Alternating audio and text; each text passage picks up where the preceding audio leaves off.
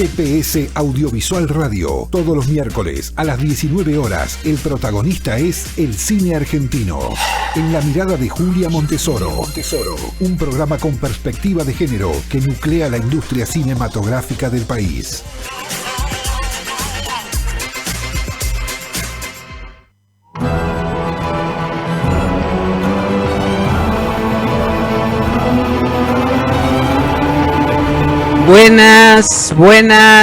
Buenas.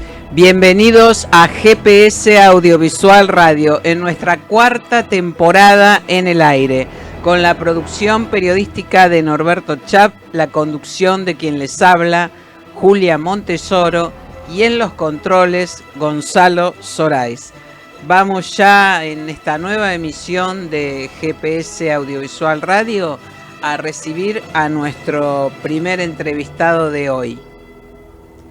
Se trata de José Miguel Onaindia, que acaba de publicar junto a Diego Sabanés el libro Espía Privilegiada, editado por Eudeva.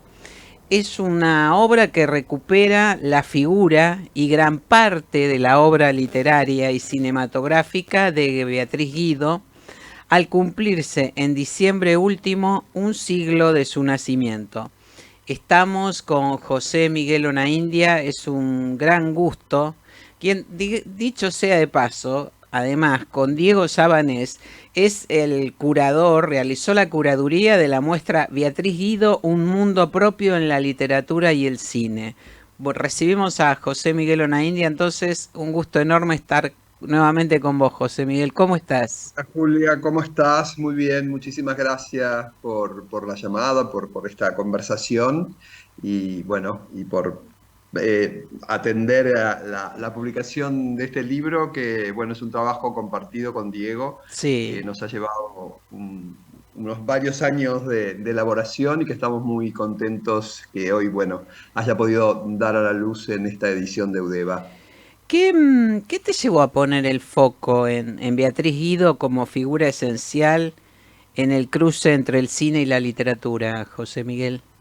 Ya, a mí siempre me llamó la atención esas figuras que habían sido tan notables, tan trascendentes en mi adolescencia y que, bueno, que habían trascendido en el tiempo y que hoy hayan caído en el olvido. Y en el caso de Beatriz, me parecía que había sido una figura tan particular en el mundo cultural argentino, ¿no?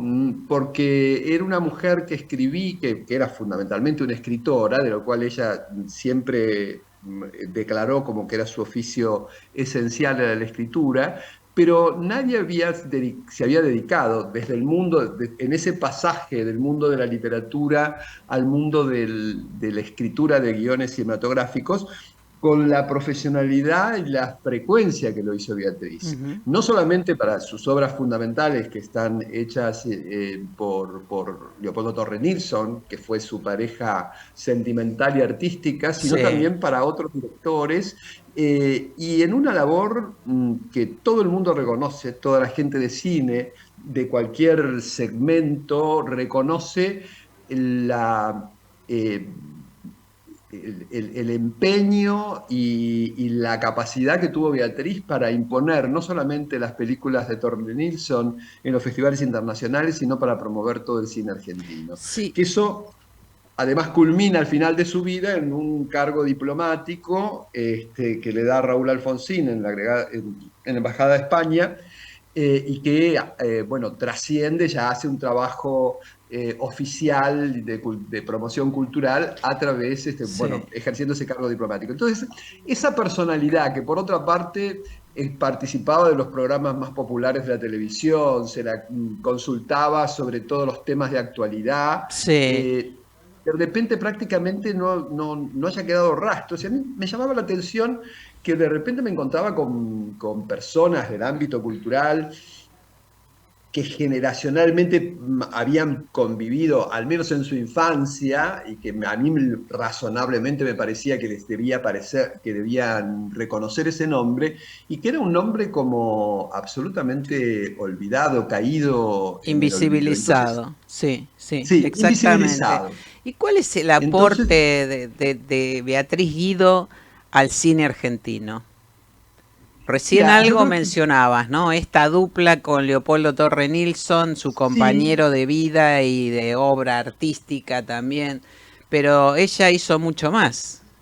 Ella hizo mucho más. Yo creo que le dio al cine argentino, en primer lugar, la primera galería de mujeres que no estaban dentro de las categorías de ingenua o de malvada, Ujú. ¿no? Que eran las categorías femeninas del cine, que tenían las mujeres en el cine industrial o en el cine Sí, anterior.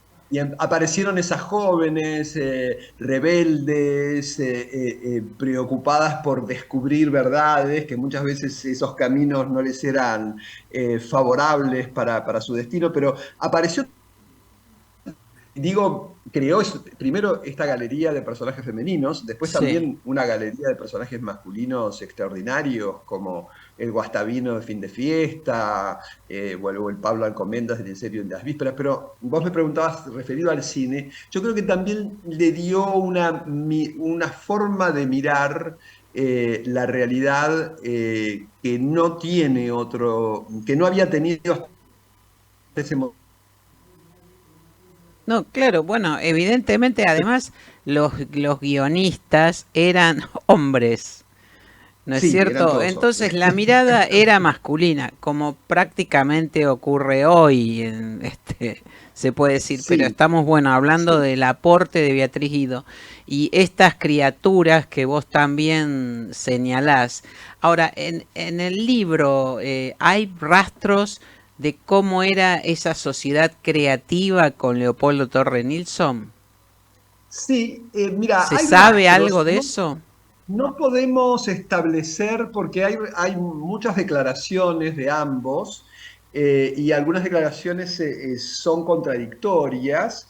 Eh, lo que sí, había algo que ellos se nutrían entre ellos, ¿no? Entonces hay algunas declaraciones de Nilsson, por ejemplo, que decía que por cada idea de Beatriz podían surgir, era tan frondosa su imaginación que podían surgir varios guiones y que después se concentraban en alguno de esos episodios. O sea, era una creación a cuatro manos, a veces había otros guionistas invitados.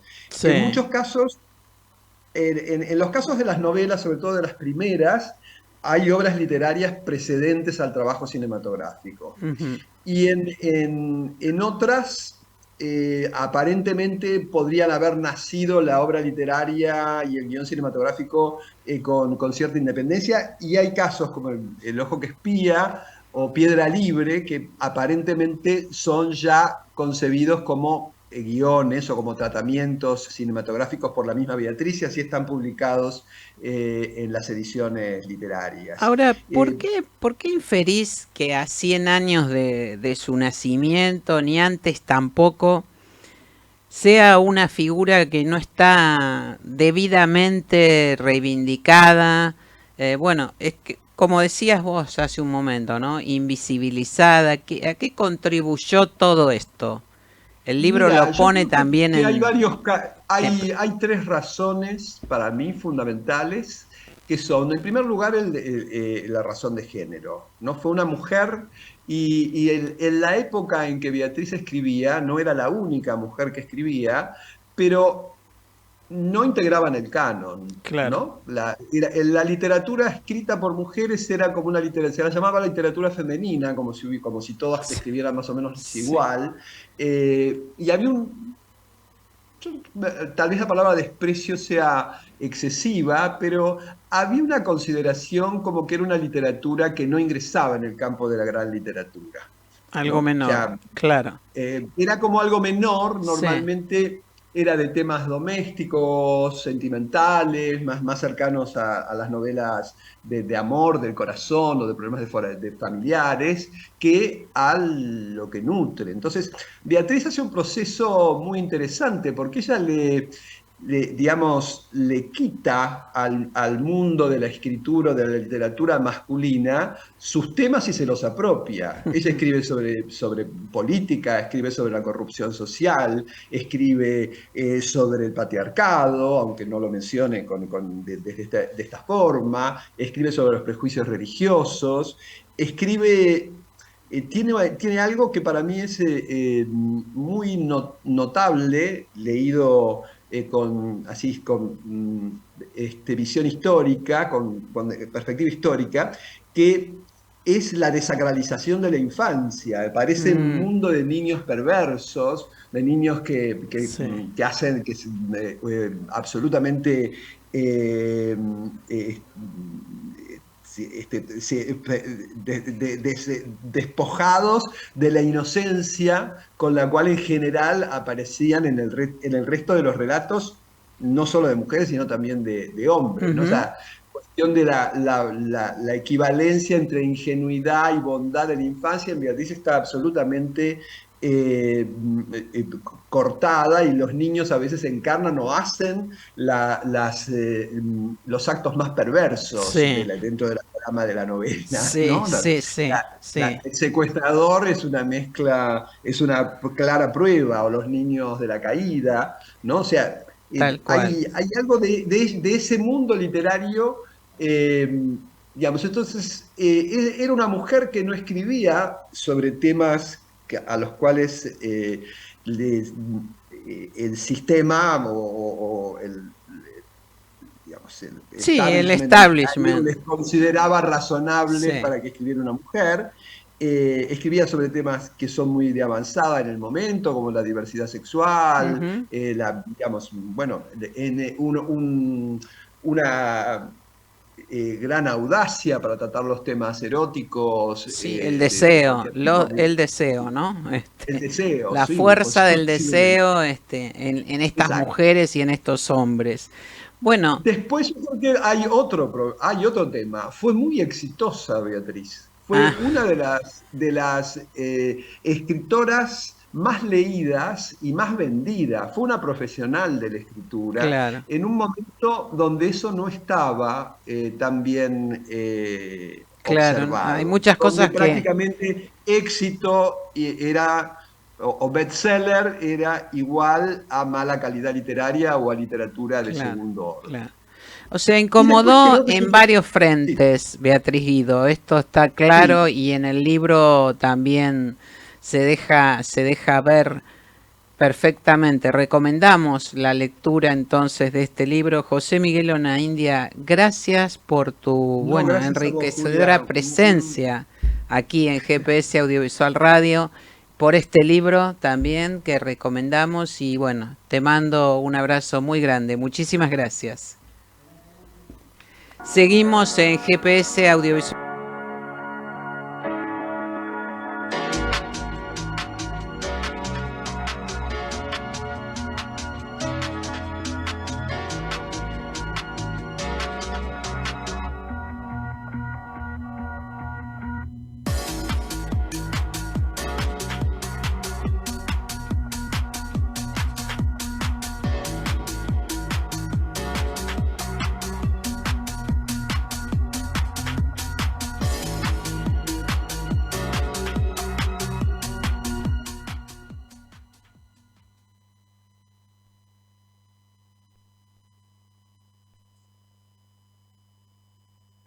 Terminó la 10ª edición de Construir Cine y nos encontramos nuevamente con su directora Alejandra Marano y el productor general Mario Durrié para hacer el balance y mirar hacia la próxima edición de este Festival Internacional de Cine sobre el Trabajo. Gracias por acompañarnos. ¿Cómo están? Hola Julia, muchas gracias por este espacio, siempre para cerrar el festi. Bueno, Hola, Julia. Hola Mario, ¿cómo estás? Bueno, el eje de la programación de este año fue trabajo y desarrollo sostenible vinculado a la inclusión, la justicia social, económica y ambiental. ¿Se cumplió la expectativa que tenían? Yo creo Sí, que sí, bueno, por lo menos estamos muy contentos porque es la 10ª, porque salió todo, creemos que bien. La programación y las películas, bueno, Mario puede hablar mejor que yo, pero creo que fue un año muy, muy, muy buenas películas, tanto nacionales como internacionales, ¿no, Mario? Sí, o sea, la verdad que fue como un año muy diverso. La verdad que en general eh, siempre estamos tironeando un poco de la programación. Esta vez la sensación fue como que la programación fluyó y todo, bueno, por ahí son los 10 años, ¿no? Pero todo cerró como muy bien.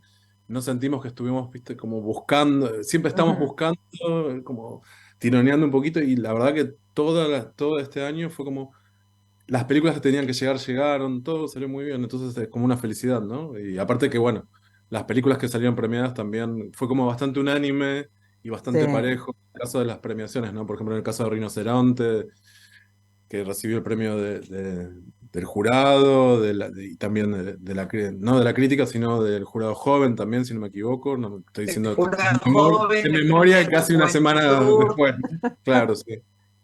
Y no sé, una película mexicana, la de Cambio Cambio, o Ujú, ujú. la de- Bueno, el corto Victoria también claro, de eso Agustina Car- Sí, un corto muy, muy, muy interesante, muy, muy sí. logrado por otra parte. Y a la hora del balance, ¿cuáles percibieron que fueron los puntos esenciales del festival, de esta 10ª edición? Bueno, yo creo que más que nada la consolidación de la propuesta, me parece que ahora, no sé, hay lugares que se ofrecen a hacer la apertura o el cierre, eh, organizaciones que nos vienen acompañando desde la primera edición que quieren redoblar, digamos, bueno, eso me parece que la consolidación me parece como propuesta, no es fácil instalar un festival de cine, hay muchísimos en Argentina, y a mí lo que más me conmueve es ver esto, ¿no? Sí, construir cine, como que ya todo el mundo, o bueno, no sé si todo el mundo, pero gran parte de la comunidad de cine de la Argentina ya lo tiene como parte de lo que ocurre como propuesta cinematográfica durante el año. Eso la verdad que a nosotros nos llena de orgullo. El festival fue evolucionando en diversidad de cosas, sobre todo en la temática. Al principio éramos solo Ujú, trabajo, como vos bien decís, incorporamos todo el eje de la Agenda Sostenible, de la Agenda 2030, de desarrollo sostenible, y creo que eso también le dio más amplitud a la programación, le dio un espacio también para buscar otro tipo de creatividades a nivel mundial, y lo más sorprendente, me parece que Mario coincide ahí, tiene que ver con que en todo el mundo las temáticas se van como repitiendo, que no sé si es ujú, bueno o es malo, ¿no? Porque significa que, bueno, que todas las sociedades en todo el mundo prácticamente tienen los mismos problemas. Y es esto de qué tipo de crecimiento queremos, si uno que sea para todos, que sea inclusivo, o un crecimiento que no incluya a todas las personas en él. ujú. De eso va un poco el festival, siempre con el eje en el trabajo. Y después, bueno, la propuesta de Zona Industria, que es nuevita, Sí, que pero la muy abrimos bien. este año, que salió muy bien, que bueno, obviamente va a requerir su tiempo de instalación y de ir pasando las ediciones, pero que tuvo sobre todo muy buena recepción por parte de los más de 25 profesionales que vinieron, a quienes les quiero agradecer muchísimo, ¿no? A todas las charlas, a los encuentros, así que eso después, a partir de la semana que viene, todas las charlas van a estar disponibles en la página web del festival, en festival.construircine.com. Ajá, perfecto. Bueno, No, justamente sí, sí que ibas a decir, no, Mario. que iba como a redondear lo que dijo Alejandra, que me parece que esto que no es que todos los festivales son iguales, pero sí me parece que hay una agenda y está bueno que la agenda, yo en realidad lo veo como algo positivo, que esto de que haya una agenda así como se está marcando y Ujú. que todos trabajemos sobre lo que quiso decir, y lo que sí afirmo lo que dice Alejandra ahí, es que estamos todos trabajando en el mismo lugar y eso es bueno, que es para ampliar los derechos de todos y todas y todes. Sí, sí, sí, sí, sí. Y ahora, ¿qué repercusión tuvo este primer encuentro con la industria? Tanto hacia adentro, digamos, de los profesionales que participaron, muchos y muy destacados, como el público, ¿no? Que, bueno, siempre es un espacio de aprendizaje también, ¿no? Y de intercambio de conocimientos. Y en ese Total. sentido, ¿qué pasó en esta primera edición? Con respecto a la industria hacia adentro, muy celebrado. La verdad que tengo que decir que, bueno, primero los profesionales que convocamos, todos a disposición, que eso es un montón.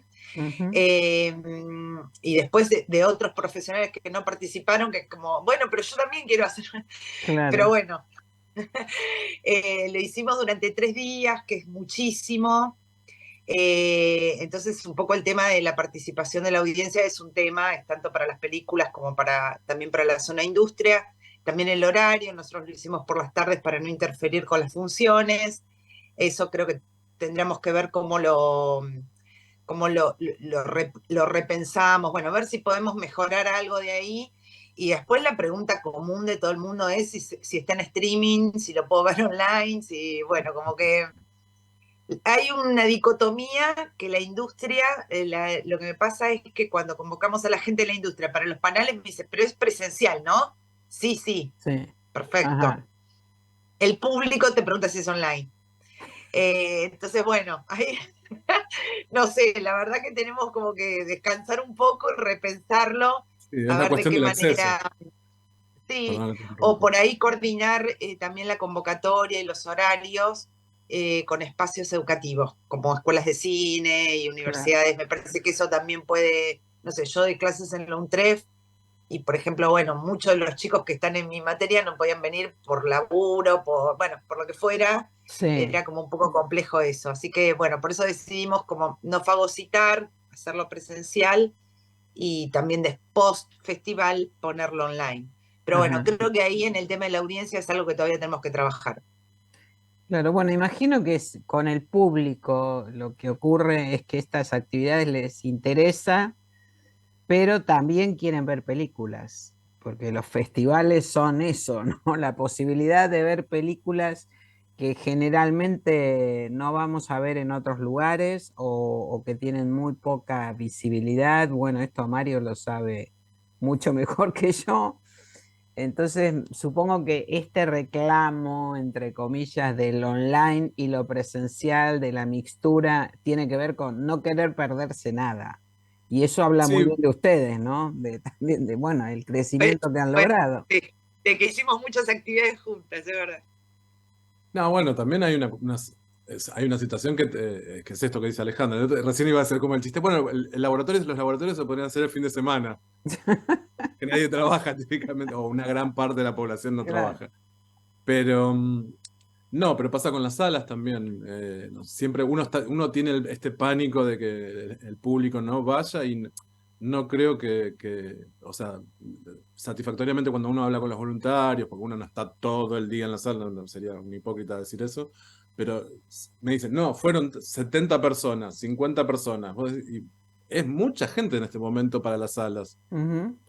Sabemos que las películas no está yendo, la gente no está yendo. Sí, Entonces, bueno, nada, la verdad que en ese sentido como muy contentos, hemos tenido funciones con grandes gentes, siempre que hay comida funciona mejor, qué bueno. pero El cóctel eh, ayuda mucho. el cóctel ayuda Claro, mucho, es un pero no, llamador poderosísimo no, el cóctel para claro, todos los pero sectores.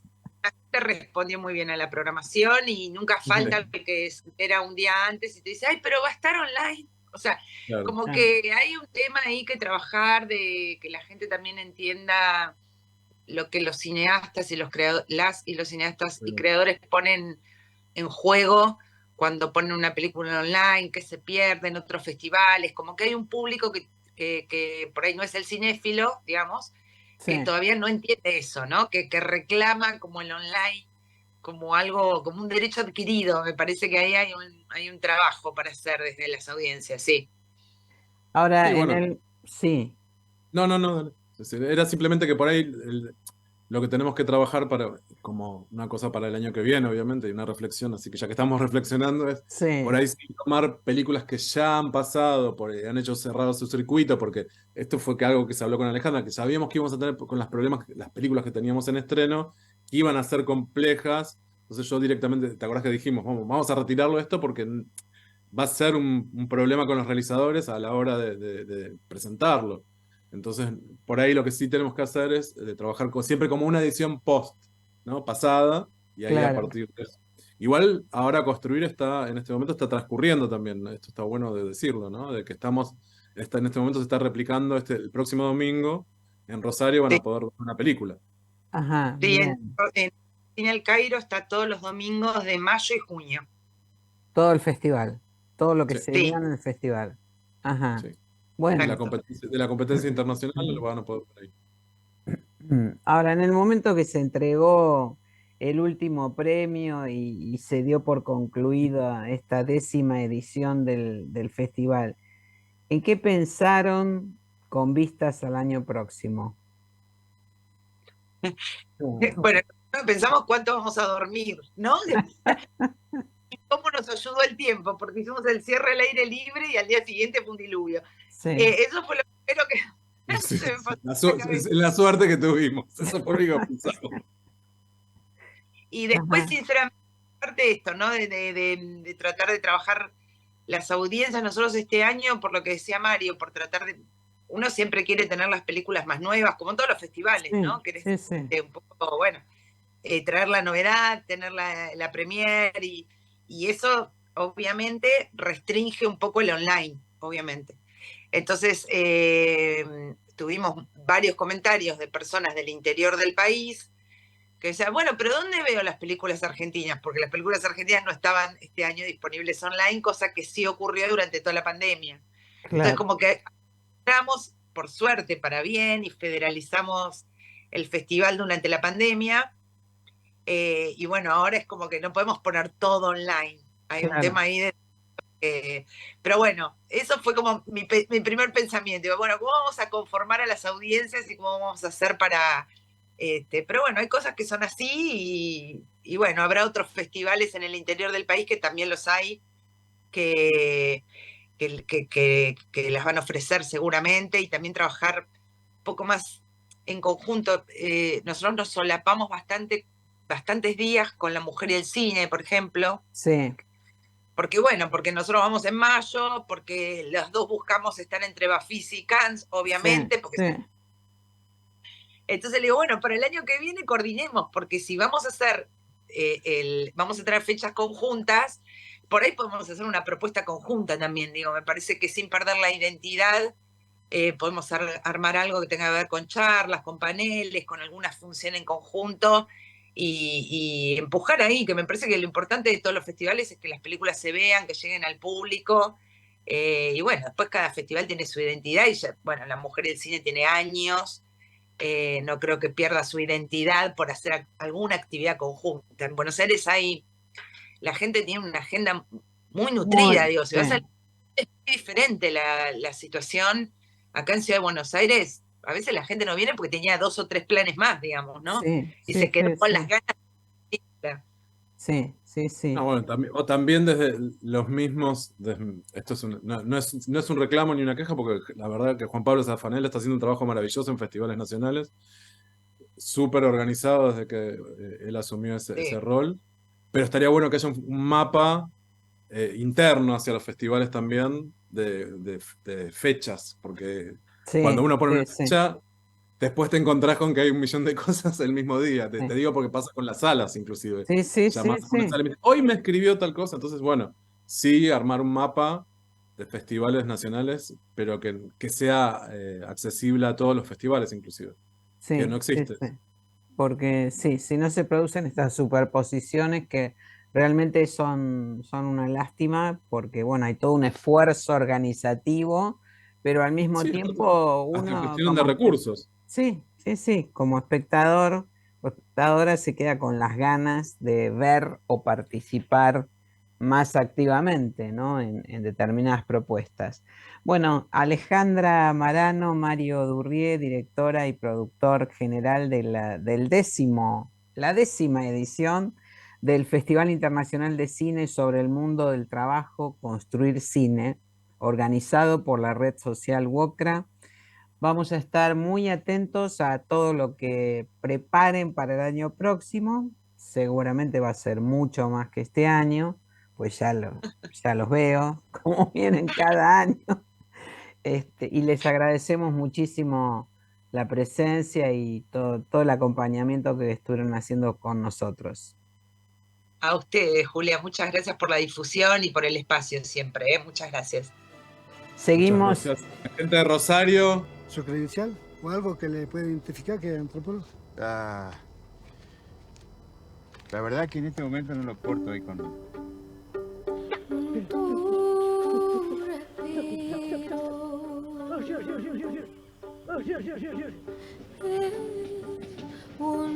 El destino al viajar nunca es un lugar, sino una nueva manera de ver las cosas. De lo que vengo a enterarme, justo ahora que estoy investigando al despenador.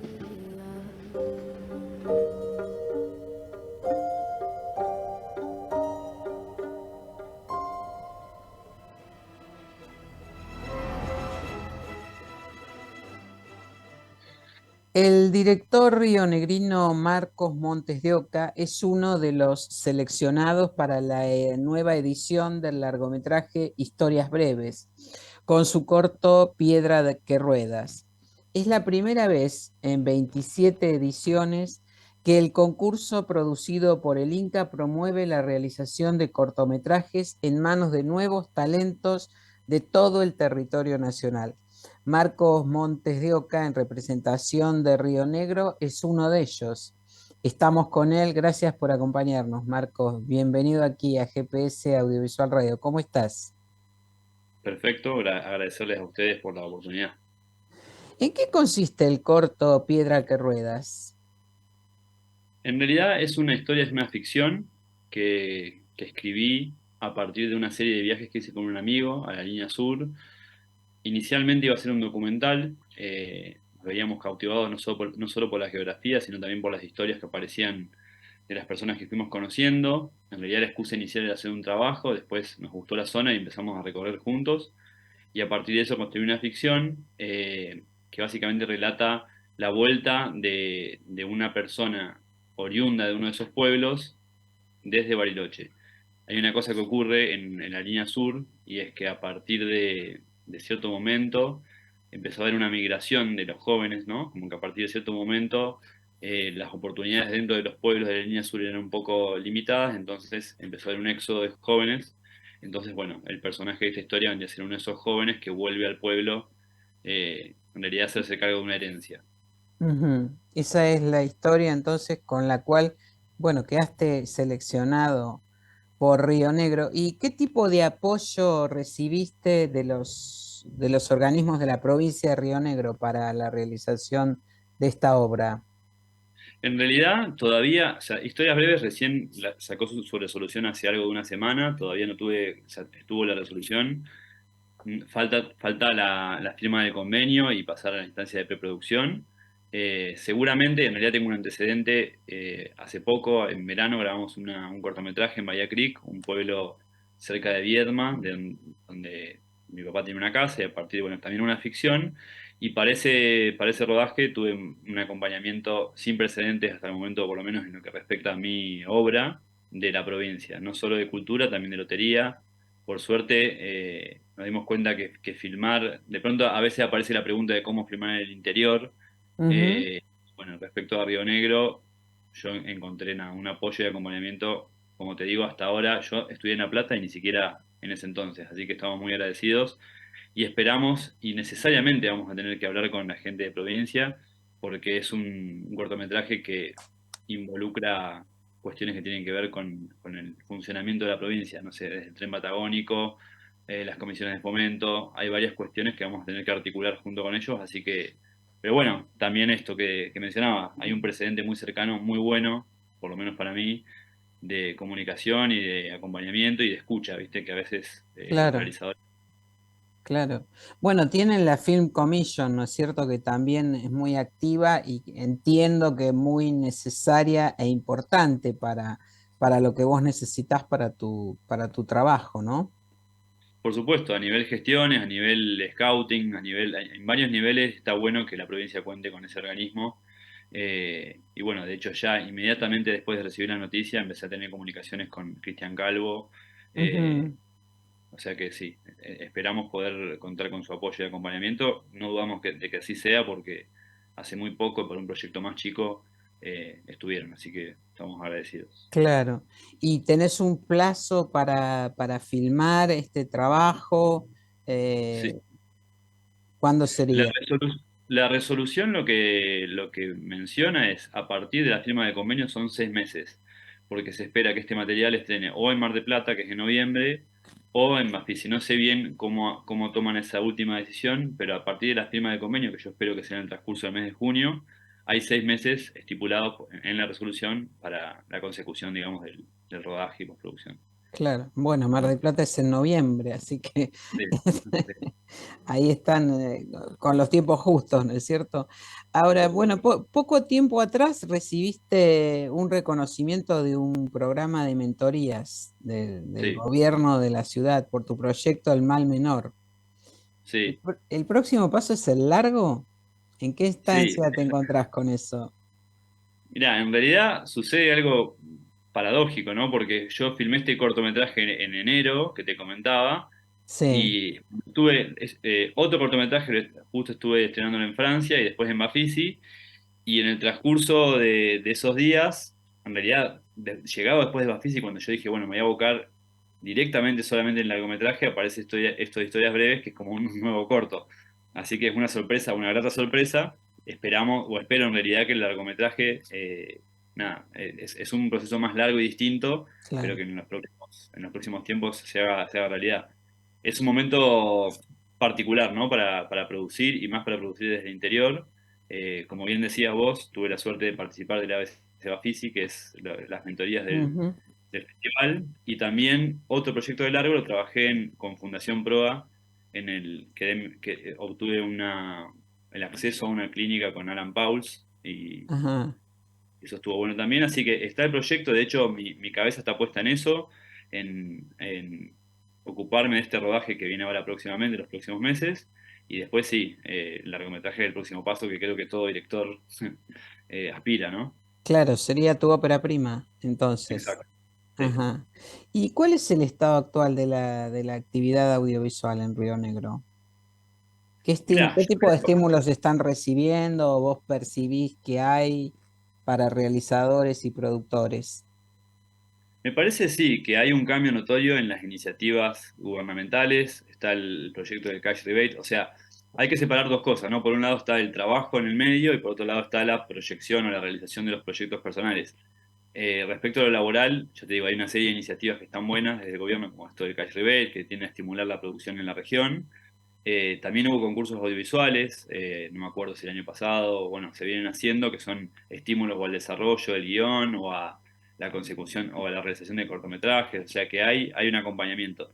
De pronto habría que ver qué maneras hay, porque de pronto, digo, el presupuesto de un cortometraje es uno y el de un largometraje es otro, entonces de qué manera se podría estructurar un largometraje para poder realizarlo desde el gobierno y también desde los apoyos, digamos, del Instituto del Cine, por ejemplo, ¿no? Ujú, Es un desafío, creo que excede, digamos, la cuestión del interior o no interior, me parece que es algo, una realidad a nivel nacional, hay que buscar las maneras de volver viable un proyecto de largometraje en este momento.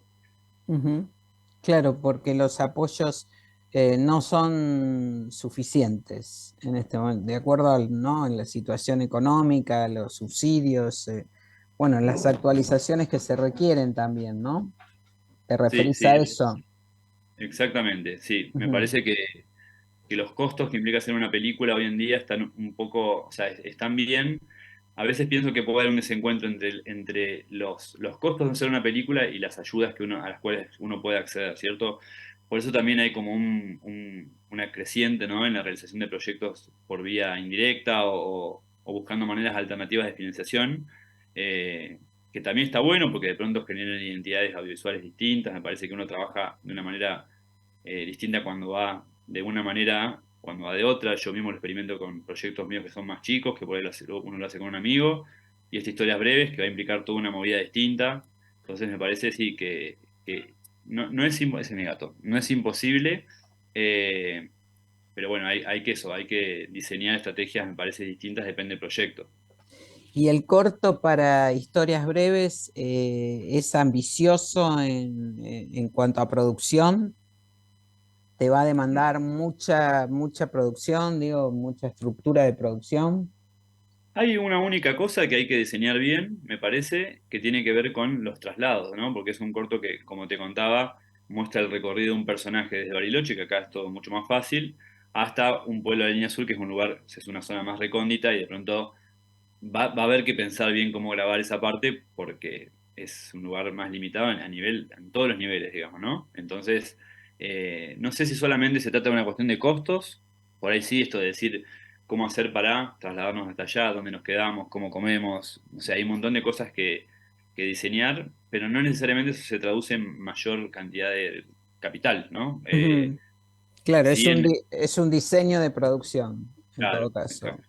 Un diseño de producción bien ajustado, bien planificado, ¿no? Sería la palabra.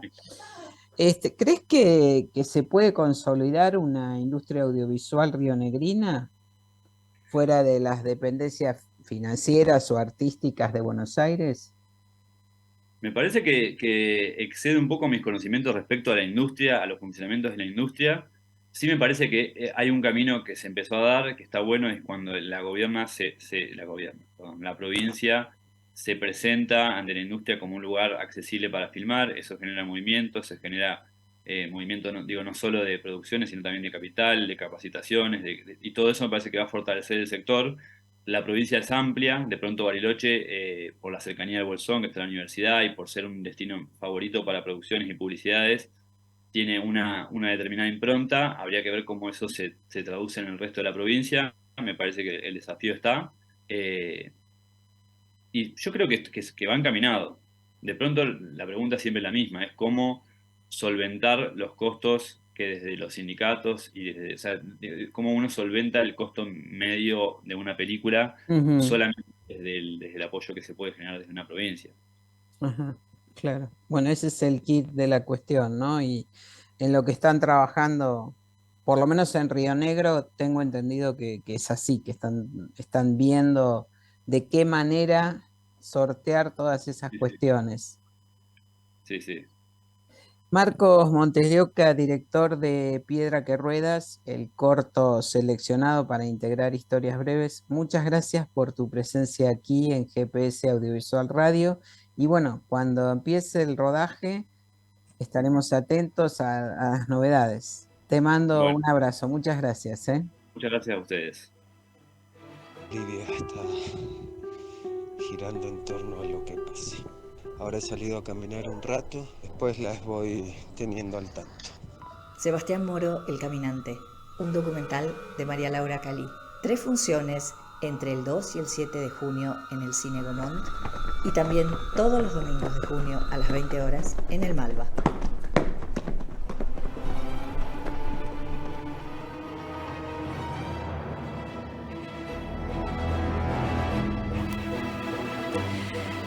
María Laura Calí estrena el documental Sebastián Moro, El Caminante, que indaga en los últimos días del periodista argentino asesinado en los albores del golpe de Estado en Bolivia. La película se va a poder ver desde el jueves 1 de junio en el Cine Gaumont y a partir del domingo 4, todos los domingos en el Malva. Además, habrá un preestreno ahora mismo, este sábado 28 a las 16:30 en el Cultural San Martín, en el marco del FISIP. María Laura está aquí en el estudio de GPS Audiovisual Radio para, bueno, dar a conocer más detalles de este documental. Gracias por acompañarnos, María Laura, bienvenida. No, por favor, gracias a ustedes por este espacio, porque además lo sigo siempre en las redes, en todo lo que vas divulgando de la cinematografía y sobre todo de nosotras, las mujeres directoras. Claro, sí, exactamente, ese es nuestro fuerte, digamos. Bueno, ¿quién era Sebastián Moro y qué representaba para vos?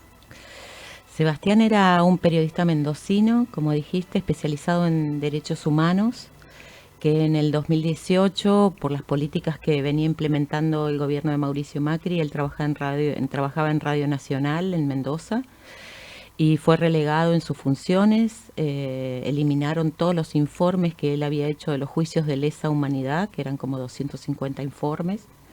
Lo pasaron a manejar redes sociales. Él se sintió sumamente humillado, que era otra de las estrategias de ese momento, ¿no? O te echaban o te hacían sentir y generar desgaste. Eso le sucedió a Sebastián y decide irse a Bolivia porque estaba enamorado del proceso de cambio. Y allá ingresa a trabajar como jefe editor de prensa rural de la CESUD-CB.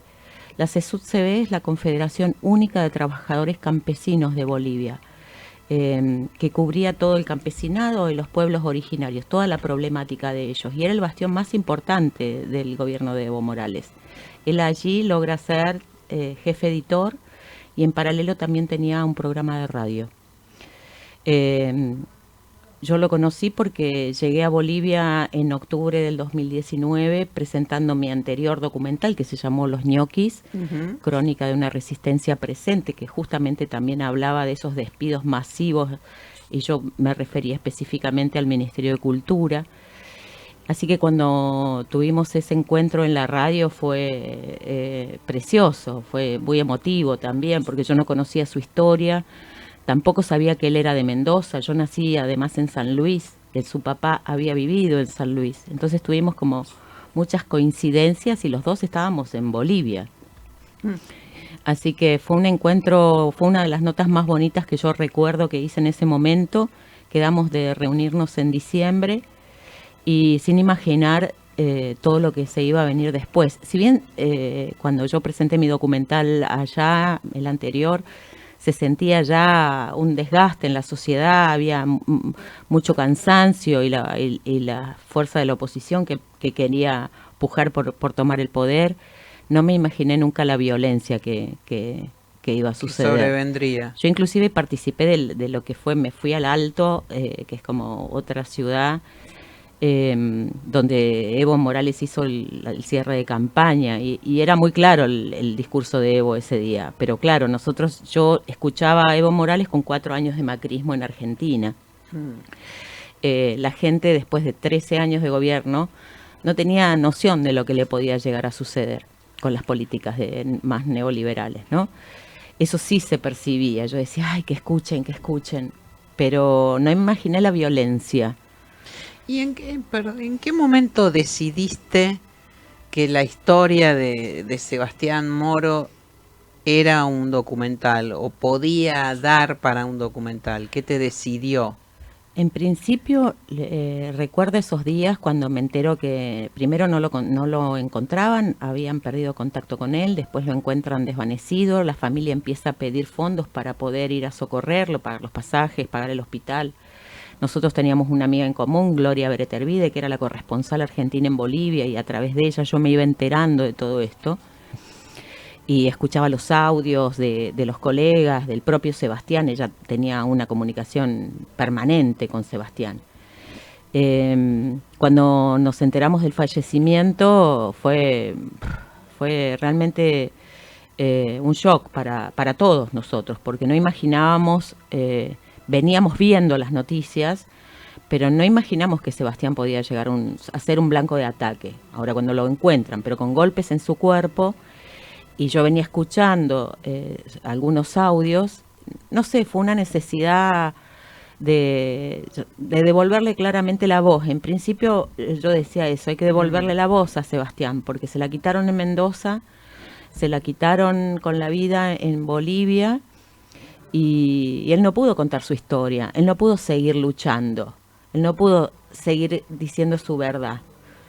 Y en un principio fue eso, esa necesidad de devolverle la voz. Se fue transformando en un documental a partir de que transmito mi idea, en principio a Marcelo Yapses, que es mi pareja y tiene Baracacine, y él me dijo, productor de cine, sí, larga trayectoria. Y Marcelo me dijo, sí, tenés razón, realmente esta historia tiene que ser contada. Gloria también me dijo lo mismo y me contactó con la familia. Y a partir de ahí, inmediatamente yo me fui a Mendoza en diciembre, y cuando accedo a todo el informe, a todos los audios, a toda la investigación de Sebastián, empiezo a leer todo el material que tenía Sebastián como periodista, tanto de lo que enviaba.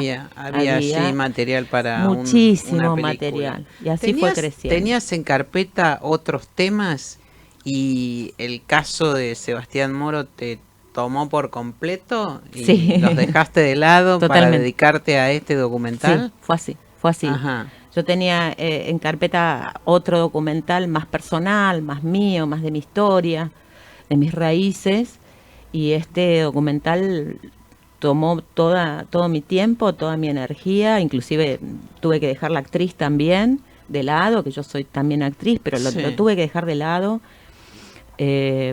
porque para hacerlo seriamente, primero porque además nos agarró la pandemia en marzo y ahí ocupamos para escribir el guión con Marcelo, y ahí la convoqué a Carmen Guarini para que nos hiciera un asesoramiento. Claro. Pero sí, claro, sí, dejé ese otro documental que ahora lentamente lo estamos retomando con Carmen de co-guionista. Ya estamos empezando a visualizarlo, pero bueno, va de a poco, porque no es sencillo hacer un documental como el de Sebastián, que es tan grande, y ahora estamos con el lanzamiento, pero sí, ya estamos empezando a escribir. Que además es otro tema muy importante, el lanzamiento de una película, de una producción audiovisual y de un documental más, ¿no es cierto? Sí. Eso cuesta muchísimo esfuerzo, llegar a las salas y llegar al público, ¿no? Sí, es muy emocionante, sobre todo en este documental que también en paralelo a nuestra búsqueda de fondos, de financiamientos, de filmación, de postproducción, de edición, fue un proceso largo, todo el equipo es extraordinario, desde los equipos de rodaje hasta la edición y la música que elegimos con Sergio Prudencio, que es un gran músico. En paralelo la familia empezó a pedir justicia. Y de hecho cuando llegamos a Bolivia coincidimos en que ellas tenían que viajar a declarar a la causa, y eso lo sumamos al documental. Pero la causa en este momento está frenada. Por otro lado, la visibilidad que se le ha dado al caso de Sebastián en los medios es muy escasa. Entonces nos dimos cuenta de la necesidad de dar a conocer la historia de Sebastián a través de nuestro documental, que es más cinematográfico. Claro. Pero eso le da otro carácter al documental, que ahí te das cuenta de la necesidad de la industria propia, de cómo se resignifica la memoria a través del cine. Historias que son tapadas por los medios, que no son visibilizadas por distintas razones, no sabemos muy bien por qué. Pero en este momento es una herramienta también para la familia para lograr justicia, y eso da mucha satisfacción. ¿Por qué decís, he leído por ahí o te he escuchado, que la historia de Sebastián Moro te interpela en lo personal? Porque podría haber sido yo la que matan. Podría ser cualquiera de nosotros. Es un chico cualquiera, eso a mí me impactó muchísimo. Es un chico que defiende sus ideas, que lucha por decir la verdad a través del periodismo, a través de la escritura, de su pluma. Le dio voz a mucha gente que no tenía voz, tanto en Mendoza como en Bolivia. Y me interpela porque podría ser cualquiera de nosotros. ¿Qué elementos en común encontrás entre su búsqueda y la tuya? Que es un chico de provincia que se tuvo que ir a Bolivia. En mi caso personal, yo me vine de San Luis a Buenos Aires cuando era muy pequeña, y todo lo que eso implica cuando uno elige una carrera artística, insertarte en un medio desconocido, que no tenés a nadie, que yo no tenía a nadie. Mi padre era médico, vivía en España, mi madre maestra, y yo me vine sola primero, y descubrir y tratar de hacer una construcción de una carrera propia, primero como actriz y después como realizadora. Te puedo decir que a lo largo de todos estos años he pasado por 1000 instancias, y los sentía que Sebastián le pasaba lo mismo, o sea, me sentía muy cercana a su propia problemática. Él estaba pasando una crisis personal además, porque él era un comunicador comunitario, le pagaban muy poco, y en sus audios él dice: estoy cansado de vivir así, estoy cansado, no sé si voy a dejar el periodismo, lo enuncia. Y yo pasé por eso muchísimas veces, porque la carrera artística es inestable. Entonces, sé lo que es tratar de construir un camino propio con recursos solo propios. Y eso me acerca mucho a él. Ahora, teniendo en cuenta que bueno, el proceso continúa, ¿no es cierto? Involucra ahora a la familia, esto que contabas hace un momento. ¿En qué momento decidiste, porque había que poner un final, había que darle un cierre a toda esa historia en el documental, ¿no es cierto? Bueno, ¿y en qué momento dijiste, bueno, es hasta acá? Qué lindas preguntas que me haces. Porque es difícil eso también, ¿no? Sí, se nota que conoces mucho nuestro camino. Sí. Un poquito. Bueno, pero viste que se dice que las historias, las películas no se terminan, sino que se abandonan. Es muy real eso. Hay un punto, había... El material era enorme, la edición el trabajo de Camila Menéndez fue gigante, estuve a la par día a día, hora a hora, y tuvimos el asesoramiento de Ale Almirón también, porque necesitábamos esa mirada, porque hay un momento con tanto material, con tanta información, claro, que necesitas una mirada externa, más allá de los productores y eso que te la miran, te van haciendo, siempre tuve mucho apoyo. Pero no, hubo un momento en donde dijimos, lo sentís en el cuerpo, sentís, hasta acá hay cosas que hay que corregir, hay cosas que yo también tomé de las decisiones mías propias como directora, que por ahí Carmen o Ale no estaban de acuerdo, pero yo mantuve y dije, sí, yo necesito contarlo así, esta vez necesito contarlo así. Uh-huh. Quizá haya cosas que dentro de un par de años digo, esta escena podría, pero... la verdad es que sentí que hasta ahí este proceso, en esta instancia de mi vida, ahí se había concluido. Ajá. Bueno, a partir del jueves 1 en el Gaumont y del domingo 4 en el Malva, entonces el público va a poder encontrarse con esta historia de Sebastián Moro, el caminante. ¿Vos cómo la definís? Una historia de vida de una persona que lucha por sus ideas, y como puse en el afiche la frase de Rodolfo Walsh, el violento oficio de escribir. Uh-huh. Bueno, recordemos entonces que el documental Sebastián Moro, el caminante, es una coproducción entre Baraca Cine de Argentina, la empresa de Marcelo Yapses, y Bolivia. Su directora, María Laura Calí, está aquí con nosotros en GPS Audiovisual Radio, y con ella nos despedimos hasta la próxima emisión. Gracias, María Laura, sobre todo por estar aquí. Gracias a todos ustedes por acompañarnos. Y ya saben, como decimos siempre, vean cine argentino. Hasta la semana que viene. Gracias.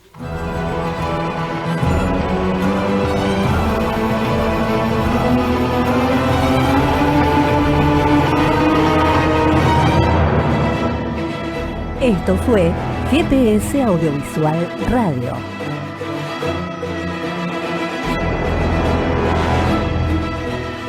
Los esperamos el próximo miércoles a las 19 horas por Radio Trento.